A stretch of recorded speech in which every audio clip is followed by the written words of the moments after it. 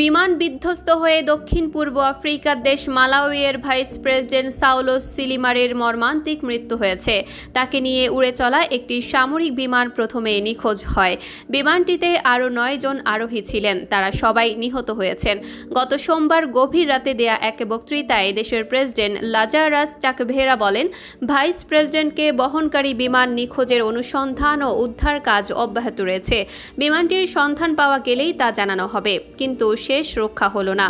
দেশটির সরকার এক বিবৃতিতে বিষয়টি নিশ্চিত করে জানিয়েছেন, প্রেসিডেন্টের কার্যালয় ও মন্ত্রিসভা থেকে সাধারণ জনগণকে জানাতে চাই, গত সোমবার নিখোঁজ হওয়া মালাউই ডিফেন্স ফোর্সের বিমানটির উদ্ধার অভিযান শেষ হয়েছে।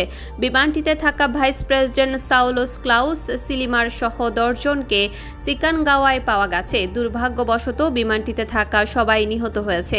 বিমানটি রাডারের বাইরে চলে যাওয়ার সঙ্গে সঙ্গে মালাউইয়ের প্রতিরক্ষা বাহিনী, পুলিশ সার্ভিস, বেসামরিক বিমান চলাচল বিভাগ সহ বিভিন্ন সংস্থা অনুসন্ধান ও উদ্ধার অভিযান শুরু করে।